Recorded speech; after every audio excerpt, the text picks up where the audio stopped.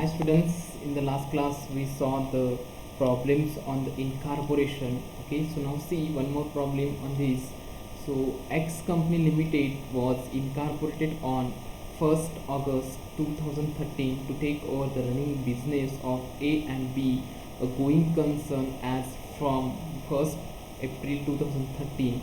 The following is a summary of profit and loss account for the year ending 31st 3 2014. Okay, so after reading this, I think you got it. The what's the financial year? The financial start from 1st April 2013 to 31st March 2014. Okay, and so this X company is going to incorporate it on 1st August. Okay, the 1st August means what's in the month of July up to the July means 1st 4th 2013 to 30th July 30th or 31st July up to 31st July. It is nothing but the prior period, and after this means from 1st August 2013 to 31st March 2014, it is the after incorporation period. Okay, so now you got it. Okay, so now these are the expenses are given.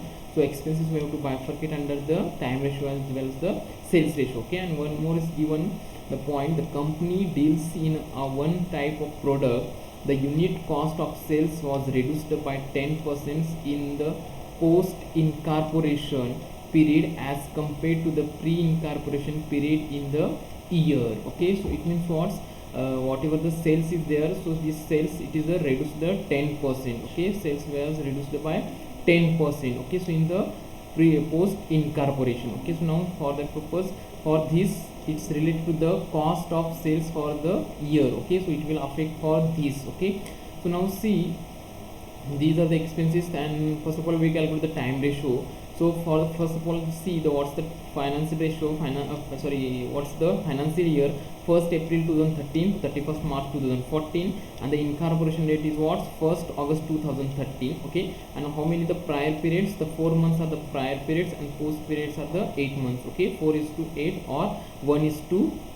Okay, like this we have to calculate the time ratio. Okay, I hope you got it, this how it came 4 months, how it came the 8 month. Okay, from this 1st April 2013 to 31st July 2013 will be the 4 months, and from 1st August 2013 to 31st March 2014 it will be the 8 months. Okay, the prior periods and the after periods, because on 1st August 2018 got the incorporated. Okay, so like this you have to calculate the time ratio. Next, the sales ratio. The sales ratio diagram is given. So see here, sales for the year from 1st April 2013 to 31st July 2013 up to this prior period, the 12,000 is there, and after incorporation from 1st August 2013 to 31st March 2014 it is the 40,000. Okay, so this is the prior period and this is the after period. Okay, so see here, sales ratio, prior sales and the post sales.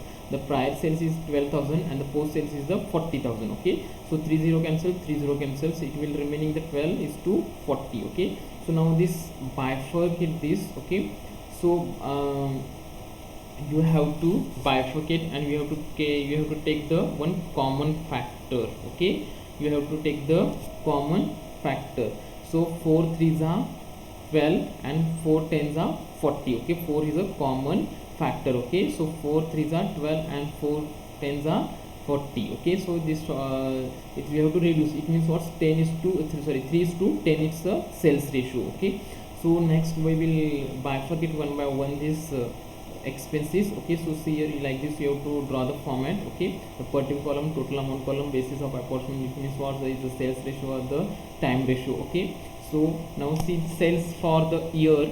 So sales for the year, so sales is given. So sales for the year for the prior period is 12,000 and after period is the 40,000. Okay, so this prior period is the 12,000, after period is the 40,000. Okay, the total revenue is what 12,000 and the 40,000. Is it clear? Okay, so now see the expenses, which are the expenses are there. So see, first one, the expense is what's the cost of sales for the year 32,000. Okay, cost of sales for the year 32,000. Okay, so for this whole year, but this cost of sales it means related to the this adjustment here after sales there is a 10% reduced. Okay, so for that purpose you have to calculate the unit cost ratio. Okay, unit cost ratio, and how to calculate this unit cost ratio? for the prior sales is the 12,000 is there, and the post sales is the 40,000 is there, but 10% is reduced the, okay, the 10% of this 40,000 is the 4,000. okay, so if it is 4,000 we minus the, then it will be remaining the 36,000. okay, here will be the 36,000. So 30 cancel, 30 cancel, it will be the remaining 12 and the 36. okay, so then you have to take the common factor. okay, 12 ones are 12. okay, 12 threes are 36. okay, so like this you have to calculate the unit cost ratio. So with the help of this 1:3 you have to bifurcate the this cost of sales. okay, so another method is there to calculate the unit cost ratio. okay, so in the next problem we will see that. So cost of sales is the 32,000 total amount, you have to bifurcate under this 1:3 ratio. okay, so 32,000 into 1 divided by 4, it will be 8,000 for the pre-incorporation, and the remaining amount 24,000 is remaining for the post incorporation. okay, like this we have to calculate. Next, administrative expenses is the 4,500. okay, so now see here, administrative expenses 4,500, and you have to distribute under this time ratio. okay, 1:2. so 4,500 into 1 divided by 3, it will be the 1,500, and for the post incorporation 3,000. okay, so next, selling expenses are there. Next expenses, so the total amount is 1,300. so these expenses we have to bifurcate into the sales ratio. 3:10 our sales ratio. okay, so 1,300 into 3 divided by 13, it will be the pre-incorporation is the 300, and for the post incorporation 1,300 into 10 divided by 13, it will be the 1,000. okay, so next, interest to vendor. okay, interest to vendor total amount is 900. okay, 900. so this is the actual period. With the help of this actual period we have to calculate. So now see here, you will understand here, interest paid to vendor up to 1st October 2013. okay, so interest paid here, okay, 900. okay, it's 900. okay, so now see how to calculate this. So see here, 900 how it is. so see here, for the loan repaid, okay, so vendor loan repaid up to 1st October 2013. okay, so it means what, it is start from 1st April 2013. okay, start from 1st April 2013. okay, so prior period is what, 1st April 2013 to 31st July 2013. okay, up to this 4 months prior months, and after July there is a 2 months. okay, August and September there is a 2 months. okay, so ratio will be the 4:2. okay, so take it common factor. so 2 2s are 4. okay, 2 1s are 2. okay, so 2:3. so with the help of this 2:3 you have to bifurcate this interest to vendor. 900 actual period is a 2:1. so 600 and the 300, like this you have to bifurcate. okay, so next, distribution expenses. so see here, so distribution expenses fixed rupees 300 and variable is rupees 650. okay, so this 300 we have to bifurcate under the time ratio, and so this 650 is variable, no, so this we have to bifurcate under the sales ratio. okay, so now see here, so distribution expenses fixed the 300 under the time ratio, it will be the pre for the 100, and for the post incorporation is 200. okay, so next, distribution expenses variable 650 for the sales ratio 3:10, so 150 and the 500. okay, so next, the preliminary expenses. so preliminary expenses is the post, directly it is the specific expenses after post incorporation, and directly we have to include in the post incorporation period. okay, so next, interest on debentures also the same, 350. it is the post incorporation, it is a specific expenses, so you have to write under the post incorporation directly. okay, so next, directors fees also the same,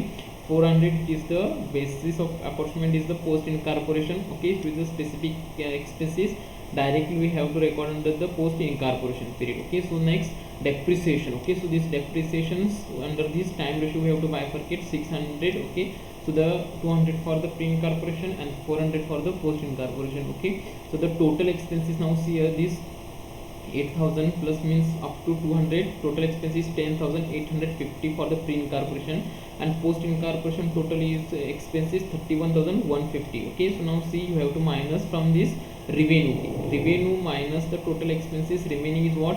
1150 is nothing but what? The 1150 is nothing but the capital profit. Okay, so whatever he got the profit under the pre incorporation period, so it is nothing but the capital profit. And what is the post incorporation? Whatever the profit is getting under the post incorporation, it is a net profit, or you can say it is a revenue profit. Okay, so the total expenses plus this total is the 12,000, this plus this is the 40,000. Okay, so like this we have to calculate the problem on the profit prior to incorporation. Okay, so I hope you will be the understand.